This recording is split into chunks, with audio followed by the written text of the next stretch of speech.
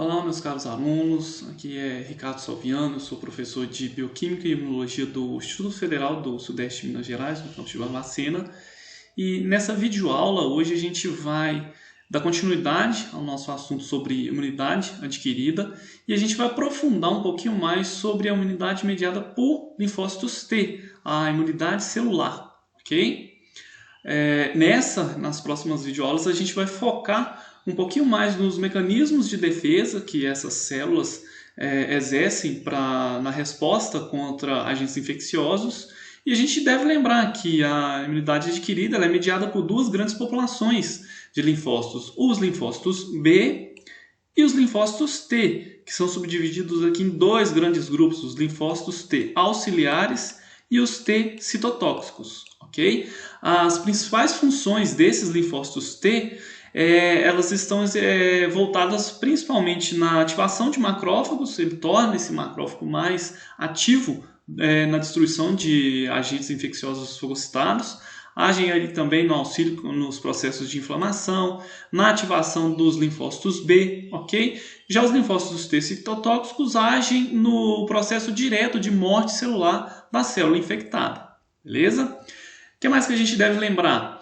Que essa especificidade das células T, elas são restritas ao reconhecimento de antígenos apresentados pelo MHC. Lembram disso? Lá nas últimas aulas que a gente viu o MHC de classe 1 e de classe 2, ok? Então isso assegura que as células T elas sejam capazes apenas de identificar antígenos associados a essas moléculas de MHC e responder a esse tipo de apresentação, beleza?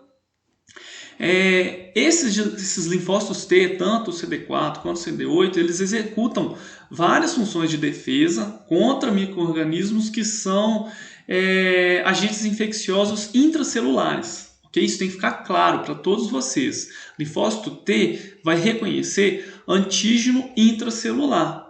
Beleza? Já os linfócitos B, a gente viu também na última aula como que é feito o reconhecimento por esses dois tipos de linfócitos. Eles reconhecem micro-organismos extracelulares, mas no caso dos linfócitos T, eles reconhecem micro-organismos intracelulares. Beleza?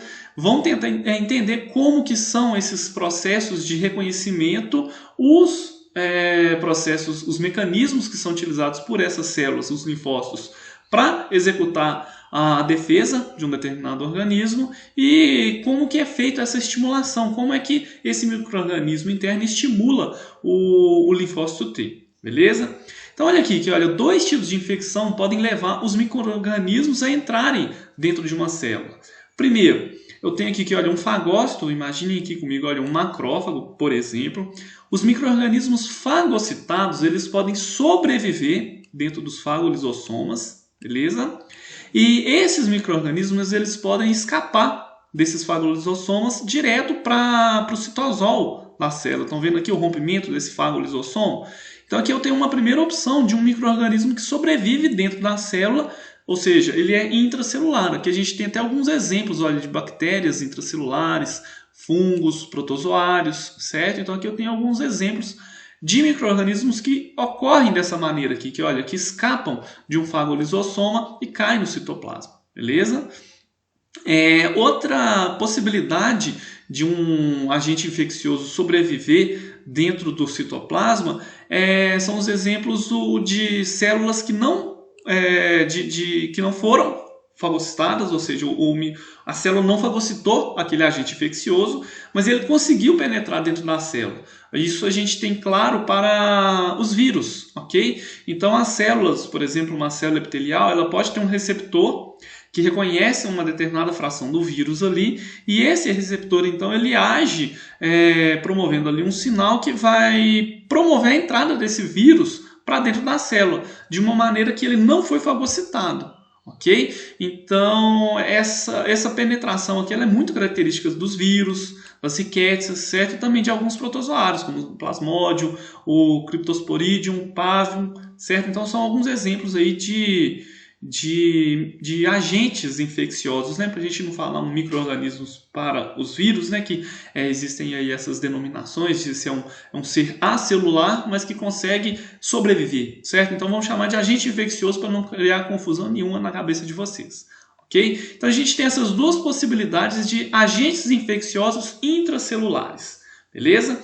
Então os linfócitos T têm o papel de reconhecer esses dois grandes grupos de agentes intracelulares, de infecciosos, tanto os fagocitados quanto os não fagocitados, ok? E a gente vai entender como é que isso funciona, beleza? Então os linfócitos T, eles reconhecem esses antígenos nos órgãos linfóides periféricos, ok? Então a gente tem aqui, olha, um linfonodo.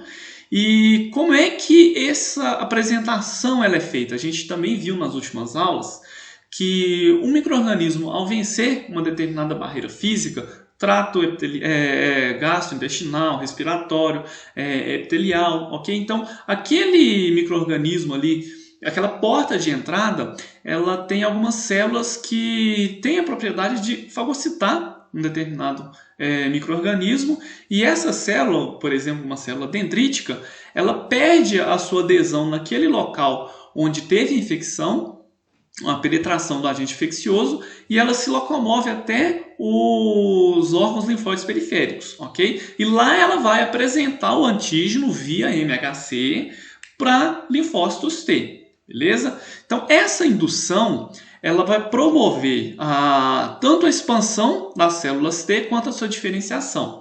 Lembrando que nas últimas aulas a gente viu o processo de maturação de uma célula T.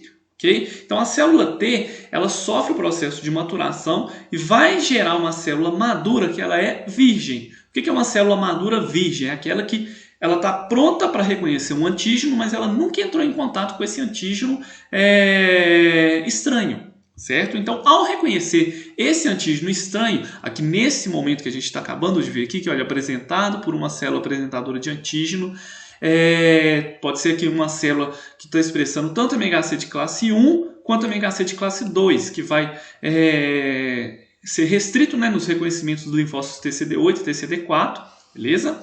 Então, aqui no linfonodo, essa célula virgem, madura, ela vai reconhecer o antígeno pela primeira vez. E esse processo de reconhecimento vai gerar uma resposta que vai promover a expansão clonal, ou seja, a expansão daquela célula que reconheceu aquele antígeno, então ela vai se proliferar, várias mitoses ali vão acontecer, ok? E ela também vai se diferenciar numa célula efetora. A célula virgem, aquela que não reconheceu o antígeno estranho ainda, ela não tem uma propriedade de exercer mecanismos de defesa no determinado organismo, no ser humano, por exemplo, certo? Então, ao reconhecer aquele antígeno estranho, ela vai expandir e vai se diferenciar numa célula efetora, ok? Numa célula que é capaz de exercer uma resposta. Essas células efetoras diferenciadas, elas caem na circulação sanguínea, ok? E aqui é interessante a gente até destacar um ponto, que essas células T virgens, após serem estimuladas pelos antígenos, ok, apresentados ali nos linfonodos, elas vão responder com a produção de uma citocina, que é a IL-2. Estão vendo aqui? Olha. Essa IL-2, a célula que foi ativada, ela vai começar a produzir essa interleucina e também vai expressar os receptores para essa mesma interleucina, ok? Vai criar aqui então um exemplo que a gente bem claro aqui de uma resposta de uma comunicação celular autócrina, ok? Então a própria célula T aqui ela vai produzir a interleucina e vai responder a ela mesma. Ela vai produzir a IL-2 e vai expressar receptores de IL-2 agindo sobre ela mesma, olha aqui. E é esse papel aqui que vai gerar a proliferação celular, ok? Então é essa função aqui que vai promover aquele aumento do número de células T responsáveis por reconhecer aquele determinado antígeno, ok? Então, como consequência, ocorre a expansão clonal das células aqui, pode ser tanto a célula T quanto a célula B, ok? E parte dessa progênie, ela vai diferenciar em célula efetora, pode ser uma célula TCD4 ou uma célula TCD8, e outra parte vai se diferenciar em célula T de memória, tanto CD4 quanto CD8, ok? Essas células aqui que sobrevivem por um longo período de tempo, sendo responsáveis pelas respostas imunológicas secundárias, que a gente já viu também em aulas passadas, ok? Então essas células efetoras, quando elas caem na corrente sanguínea, elas migram para o local de infecção, ok? Onde que teve aquela penetração do agente infeccioso, e naquele local de infecção as células vão exercer as suas funções efetoras. Elas vão encontrar o antígeno novamente, aquele antígeno ali, novamente ele vai ser apresentado via MHC de classe 1 ou de classe 2, ok? E aí as células T vão exercer suas funções. As células TCD4 vão ativar macrófagos, vão induzir processos inflamatórios, vão induzir a produção de anticorpos, né? Vão ativar os linfócitos B, ok? E as células TCD8 vão atuar matando as células infectadas. Beleza? Tranquilo, né? Esse processo, a gente vai caminhar aqui agora por um pouquinho mais aprofundado essa resposta, e vamos falar primeiro de como que acontece essa estimulação nessa resposta adaptativa, tanto na célula no linfócito T, CD4, quanto no CD8, ok? Seguinte, esse tipo de reconhecimento ele necessita de dois sinais, ok? Então nessa figura aqui, eu tenho até na verdade representado aqui um linfócito B, porque esse tipo de estimulação ele acontece tanto nos linfócitos B quanto nos linfócitos T, ok? Nas próximas aulas a gente vai falar sobre essa estimulação nos linfócitos B, mas hoje a gente está focando nos linfócitos T, ok? Na imunidade adquirida celular, beleza? Mas esse slide aqui ele pode representar muito bem as duas situações. O que eu quero mostrar para vocês? Que a estimulação de um linfócito virgem, ele requer dois sinais, o reconhecimento de dois sinais, ok? O primeiro sinal acontece pelo mais clássico, mais óbvio que a gente possa imaginar, que é a estimulação, que é a ativação do linfócito via receptor. Ok? Então aqui eu tenho um antígeno microbiano, então aqui olha, eu tenho aqui por exemplo um antígeno sendo reconhecido pelo receptor de célula B, mas na nossa aula de hoje imagine que esse receptor aqui seja um TCR, ok? Imagine que isso aqui então é um receptor que está reconhecendo o antígeno apresentado pelo MHC, beleza? Então nesse processo aqui eu tenho o que eu chamo de resposta imune de primeiro sinal, aquele primeiro reconhecimento que tem do antígeno, ok? No entanto, para a efetivação dessa resposta aqui, desse sinal, é necessário a atuação de um sinal secundário, ok? De um segundo sinal. Esse segundo sinal é como se fosse uma confirmação da presença de um agente infeccioso, certo? Então, ou seja, é como se fosse uma segunda opção para ativar aquela célula, certo? Então aqui é como se fosse a atuação de uma molécula que foi induzida, por exemplo, lá na resposta inata, um coestimulador, um fragmento do complemento, ok? Então seria uma resposta imune ao micro-organismo, ok? Então aquele micro-organismo que penetrou ali gerou uma outra resposta e essa outra resposta vai gerar um segundo sinal, ok? Um coestimulador, por exemplo. Certo? A gente vai entender um pouquinho mais como é que funcionam esses dois sinais. A gente precisa desses dois sinais aqui para promover a proliferação e diferenciação do linfócito, ok? Para que essas células possam então atuar com a resposta imune adaptativa, beleza? Vamos ver como é que isso aqui funciona. Aqui a gente tem uma figura já mais específica para os linfócitos T, ok? Especificamente para o linfócito TCD4 que reconhece MHC de classe 2, beleza? Então olha aqui, o receptor da célula T para antígenos, então aqui olha o TCR, ele vai reconhecer, no caso das células TCD4, antígenos expressos pelo MHC de classe 2, beleza? Além disso, eu tenho aqui olha, um coestimulador que é o CD4. Lembram? CD4 para MHC de classe 2, CD8 para MHC de classe 1, beleza? Esse conjunto aqui, que olha, esse complexo TCR, MHC e CD4, ele é responsável pela geração do primeiro sinal, o sinal inicial para ativação dessa célula T, ok? Esse reconhecimento pelo receptor de célula T, a gente tem que lembrar também que lá daquele processo de maturação que a gente viu nas últimas aulas, ele acontece com baixa afinidade. Lembram disso? Provavelmente essa baixa afinidade está relacionada aí com aquele processo de maturação positiva dos linfócitos T, onde aquelas células que reconhecem fracamente um antígeno próprio é que são selecionadas para sobreviver, lá no processo de maturação, tá? Então aqui, provavelmente, por esse processo de maturação, ter selecionado células que reconhecem antígenos de maneira fraca, esse reconhecimento aqui também, de maneira geral, contra antígenos estranhos, pode acontecer também de maneira fraca, certo? E para que a célula T possa exercer as suas funções, é preciso ter uma adesão forte da célula que está apresentando antígeno ao linfócito T. Para que isso possa acontecer, essa estabilização ela é realizada por moléculas de adesão, certo? Situadas na superfície dessas células. Então aqui o papel principal para essas moléculas de adesão são denominadas de integrinas, ok? Então essas moléculas de adesão aí, elas são expressas tanto nas células, nos linfócitos T, CD4, CD8 também, e também na célula que está apresentando o antígeno, ok? Então estão vendo aqui, olha, eu tenho exemplos dessas moléculas, dessas moléculas que promovem a adesão celular. Ela não tem função nenhuma aqui de transduzir um sinal, é simplesmente fortalecer a interação entre linfócito e célula apresentadora de antígeno, ok? Então, para que isso possa acontecer e gerar uma possibilidade de gerar o nosso segundo sinal, ok? Então, lembrando aqui novamente, gosto de repetir várias vezes para ficar claro mesmo, para todo mundo sair daqui entendendo, ok? O que é o primeiro sinal?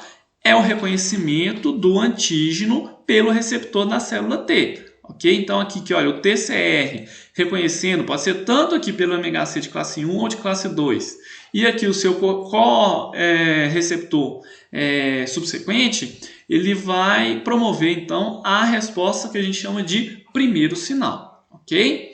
Lembrando que o TCR sozinho, ele não estimula uma resposta celular.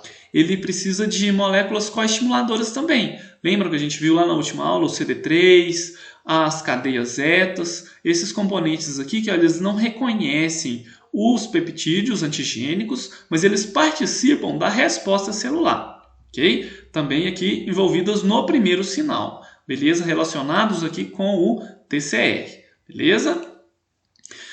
E olha que interessante nessa figura aqui, a ativação total das células T, elas dependem do reconhecimento de coestimuladores presentes nas superfícies da célula apresentadora de antígeno. Olha aqui, esse reconhecimento de coestimulador pela célula T, se a gente for pegar aqui uma célula apresentadora de antígeno em repouso, ela não tem esse coestimulador, ok? Então essa célula em repouso, elas não foram expostas a micro-organismos ou qualquer agente infeccioso que seja. Então, quando essa célula apresentadora de antígeno ela não foi exposta ao micro-organismo, ao agente infeccioso, ela não apresenta esse coestimulador, ok? Então, se por acaso essa célula aqui que não entrou em contato com o micro-organismo, e a gente viu lá na aula de MHC que essa célula pode estar apresentando um antígeno próprio ou estranho via MHC, se a gente não tem o reconhecimento aqui, que olha, desse coestimulador aqui, que olha, a gente não tem uma resposta da célula T. A célula T, ela precisa, além de reconhecer o antígeno, ela precisa ser estimulada por esse segundo sinal, ok? Então, as células elas reconhecem o antígeno sem essa coestimulação, ela pode deixar de responder, ok? Ela se torna tolerante. Isso é um dos mecanismos que nosso corpo tem, nosso organismo tem para evitar de, por exemplo, reconhecer um antígeno próprio aqui e atuar em processos de respostas imunológicas contra antígenos próprios, ok? Então, por isso que a gente precisa desse segundo sinal, ou seja, para garantir que essa célula aqui ela esteja apresentando um antígeno estranho, ok? Como é que isso funciona? Olha aqui. A ativação dessa célula apresentadora de antígeno pelos micro-organismos gera uma resposta imunológica inata, certo? Então vamos imaginar, eu tenho aqui uma célula dendrítica, um macrófago, que seja. A gente viu lá nas aulas iniciais da imunidade inata, a gente tem aí nessas células receptores, por exemplo, do tipo TOL, certo? Que reconhece os PAMPs. Ok? Então reconhecer um PAMP ali vai gerar uma resposta imunológica inata, ok? Dentro dessas respostas, a gente tem aqui que, olha que interessante, a expressão dos coestimuladores e também secreção de citocinas, por exemplo, aqui que olha, IL-12, ok? E o coestimulador B7, beleza? Então, a estimulação, a expressão, perdão, desse B7 aqui, desse composto aqui, é gerado pela resposta imunológica inata, ok? Então, somente quando teve lá aquele reconhecimento de pump, a célula fagocitou aquele determinado micro-organismo ali, uma das respostas ali é a expressão dessa molécula aqui, que olha, principalmente a B7, na superfície dessa célula apresentadora de antígeno, ok? Só assim, esse coestimulador B7, ele pode então estimular os receptores nos linfócitos T, gerando o segundo sinal, ok? Então aqui, olha, esse CD28 aqui, ele está expresso nos linfócitos T, ok? Então esse CD28 aqui, ele reconhece o B7 ele só vai ser expresso depois que essa célula aqui reconhece um micro-organismo, beleza? Tá claro? Aí sim, essa coestimulação aqui eu chamo de segundo sinal, beleza? Então ela só é possível depois de ser gerada o primeiro sinal, ok? E também de ter sido estimulado lá na resposta imunológica inata. Por isso eu preciso de 2 sinais. Imagine comigo, se eu estiver aqui apresentando um antígeno aqui para a célula e eu não tenho o segundo sinal. Eu poderia estar apresentando um antígeno próprio ali e ativando meu sistema imunológico para atuar contra o próprio organismo. Mas para evitar isso, a gente tem então esse papel aí, essa função do segundo sinal, beleza? Então as células ativadas, elas começam, a APC ativada, ela expressa o B7, expressa a citocina, e esses 2 conjuntos de sinais aqui vão ativar a célula T, que era virgem, lá naquele primeiro slide que a gente viu, nesse primeiro reconhecimento do antígeno aqui, e essa célula que ela vai responder com o quê? Com a produção de IL-2, que a gente já viu, a expressão de receptor para IL-2, e com isso, essa ativação autócrina aqui, a célula T ela vai se expandir, vai proliferar, ok? E vai diferenciar em células efetoras e células de memória. Ficou claro?